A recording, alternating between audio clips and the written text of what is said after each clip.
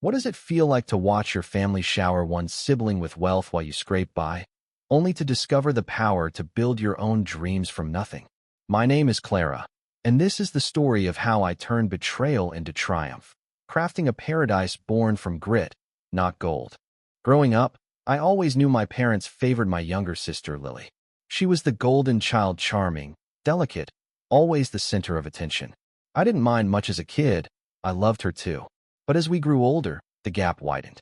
By the time I was 25, I was juggling 3 jobs: barista by morning, retail clerk by afternoon, and freelance graphic designer by night. My hands were calloused, my eyes heavy, but I was proud.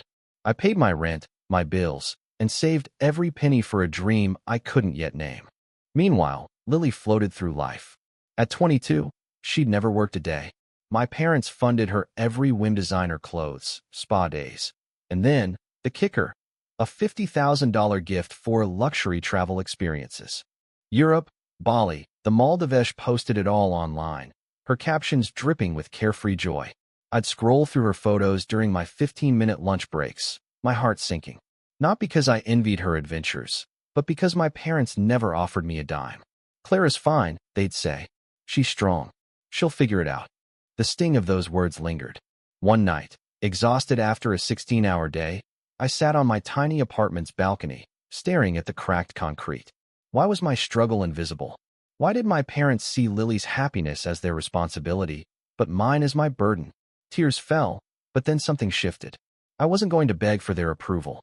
I'd build my own paradise, one they couldn't touch. The idea hit me like a spark. I'd always loved nature, the way it felt alive, free. I didn't need a private jet or a 5-star resort. I could create my own sanctuary, right here, with my own hands. My savings $2,000, scraped together over years, became my seed. I scoured thrift stores for tools, watched endless DIY videos, and started small. My balcony became my canvas. First, I built planters from old crates, filling them with vibrant flowers I grew from seeds. I strung fairy lights I found at a garage sale, their soft glow transforming the space at night. A neighbor donated scrap wood, and I taught myself to sand and stain, crafting a swing that swayed gently in the breeze. I saved for months to buy a small fountain, its trickle becoming my meditation. Each piece was a victory, proof I didn't need handouts to create beauty. Word spread. Friends started visiting, marveling at my secret garden. They'd sit on the swing, laughing, sharing stories, and I realized something. This wasn't just a balcony. It was a haven. People felt peace here, the kind Lily's Instagram posts could never capture. I started hosting small gatherings, cooking meals from scratch, pouring love into every detail. My paradise wasn't a place on a map, it was a feeling, one I'd built from nothing. But the real test came at a family dinner. Lily was back from another trip, regaling us with tales of yacht parties and Michelin-starred restaurants. My parents beamed, hanging on her every word. Then my mom turned to me, almost as an afterthought. "Clara, what have you been up to?" I took a deep breath. "I built a paradise," I said. Their eyes widened as I described my balcony, my hands-on creation, the joy it brought others. Lily's smile faltered. My dad looked skeptical. "Show us," he said. The next weekend, they came over. I watched their faces as they stepped onto my balcony, the air alive with the scent of jasmine and the hum of my fountain.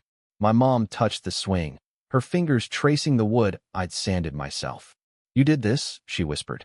For the first time, I saw awe in her eyes, not for Lily, but for me.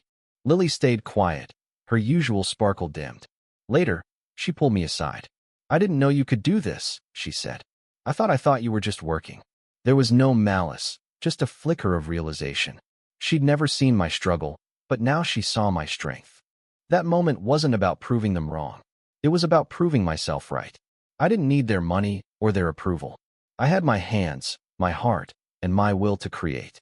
My paradise wasn't just a balcony, it was a testament to resilience, to finding joy in the work of your own hands.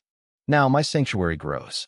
I've added a small herb garden, a mosaic table I made from broken tiles, and plans for a community workshop to teach others how to build their own havens. My parents still fund Lily's trips, but it doesn't sting anymore. They gave her the world, I made my own. And mine feels richer, because every inch of it is mine, earned, built, loved. So what's paradise? It's not a destination you buy. It's the courage to create beauty from struggle, to turn pain into purpose. I found mine on a cracked balcony with $2,000 and a stubborn heart. Where will you find yours?